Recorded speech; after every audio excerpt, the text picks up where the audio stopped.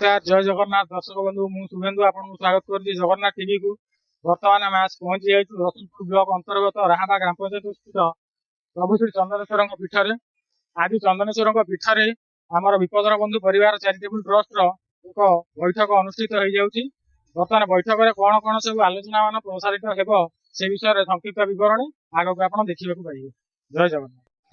विपदर बंधु परिवार charitable trust तरफ प्रसिद्ध चंदनेश्वर पीठरे पवित्र श्रावण मासरे देवदेव महादेव पाखरे जला लगी करने आसुवा काउरिया भक्त मान आसंता 27 तारीख रविवार दिन देयमुक्त प्रसाद बंटन सहित लेमन टी प्रदान पर सभापति इंजीनियर निमाई चरण पंडा अध्यक्षतार प्रस्तुति बैठक अनुष्ठित हो एवं प्रतिष्ठाता निहार रंजन आचार्य जन्मदिवस पालन कर कार्यक्रम संपादक गोपाल पात्र, कोषाध्यक्ष भगवान दास, प्रतिष्ठाता निहार रंजन आचार्य, कार्यकारी सभापति प्रदीप सामल, उपदेष्टा गोलक राउत, विष्णुचरण सामल, चंदन महाना, रक्त सचिव शुभेन्दु शतपथी, मीडिया सेल संपादक मानस मल्लिक, सुभाषिष नायक, सत्यनारायण जेना, विश्वजित दास, मणिशंकर मल्लिक, धनेश्वर बारी परिचालना कमिटीर सभापति कैलाश चंद्र राउत, संपादक प्रफुल्ल कुमार पंडा, अजय कुमार मल्लिक प्रमुख उपस्थित रही। Bureau report Jagannath TV. नमस्कार सर, जगन्नाथ टीवी के आपको स्वागत करुच्ची। सर आप परिचय प्रदान करंतु। मो निमाई पंडा, सभापति विपदर बंधु परिवार। अच्छा सर, आम चंदनेश्वर परिचालना कमिटी जो बैठक बसला कौन सब आलोचना से विषय किसी विवरण पूर्ववर्ती कार्यक्रम संपर्क भी आलोचना होईछि। विशेषकर आमर श्रावण मासरे जो काउडिया माने आसंती तांको पई अन्न माने अन्नदान पई जो कार्यक्रम स्थिर करा गला से पाखापाखि 1000 भक्त मानकर बिना देयरे खाद्य देवा को माने जीवित करा गला। सर नमस्कार, कौन परिचय?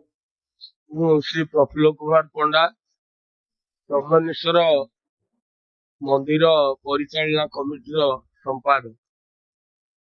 सर ये चंदनेश्वर मंदिर परिचालना कमिटी आज जो बैठक अनुष्ठित हो विषय किसी विवरण प्रदान करें। आज चंदनेश्वर मंदिर परिचालना कमिटी विपदर बंधु परिवार तरफ जो बैठक होता मुख्यतः आमर आलोचना थिला जो श्रावण मासरे काउडिया भक्त मान समागम हम सेवा प्रदान करने आम चंदनेश्वर मंदिर कमिटी तरफ अन्नदान व्यवस्था करा जाए रात्रि एवं सकाळ। विपदर बंधु परिवार गोटे दिन 27 तारीख रविवार दिन राति समस्त भक्त जिते भक्त आसवे से दिन समस्त अन्नदान व्यवस्था करेंगे। से मंदिर परिचालना कमिटी सहयोग कर तत्वावधान काउडिया मानकर अन्नदान करेंगे।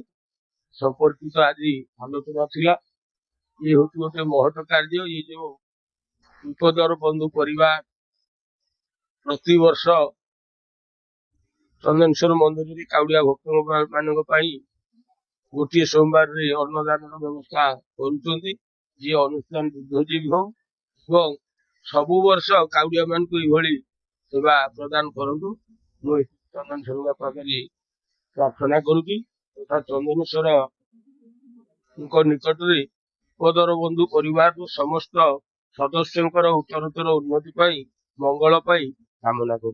जय प्रभु चंदनेश्वर। नमस्कार सर, मु शुभेन्दु आपको स्वागत कर जगन्नाथ टीवी की। बर्तमान आप परिचय प्रदान।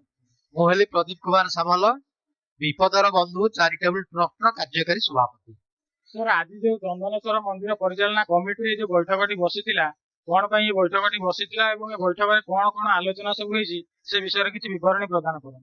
जो पवित्र श्रावण मास जो काउडिया भक्त माने जल भार नहीं जो मैंने आसवे चंदनेश्वर प्रसिद्ध शैव पीठ को से प्रथम लेमन टी व्यवस्था कराई जलक्षार व्यवस्था करा सहित समस्ते जो 700-800 जन भक्त मान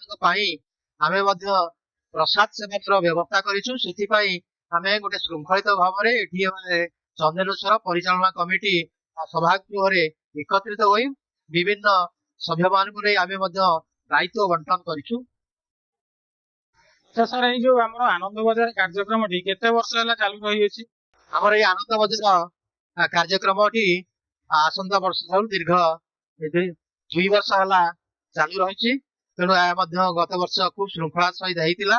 ତେଣୁ ଥିବାକୁ ଲକ୍ଷ୍ୟ କରି ଆମେ ଏ ବର୍ଷର ମଧ୍ୟ କାର୍ଯ୍ୟକ୍ରମ ହାତକୁ ଦେଇଛୁ। ସାର୍ ନମସ୍କାର, ଜଗନ୍ନାଥ ଟିଭି କି ଆପଣଙ୍କୁ ସ୍ୱାଗତ। ଆପଣଙ୍କର ପରିଚୟଟି ପ୍ରଦାନ କରନ୍ତୁ। ସ୍ୱାଗତ ଜଣାଉଛି ଜଗନ୍ନାଥ ଟିଭିକୁ। ପ୍ରଭୁ ଚନ୍ଦନେଶ୍ୱରଙ୍କ ପାଖରେ ରହି କରୁଛି, ଆପଣଙ୍କର ଭବିଷ୍ୟତ ଉଜ୍ଜଳ ହଉ।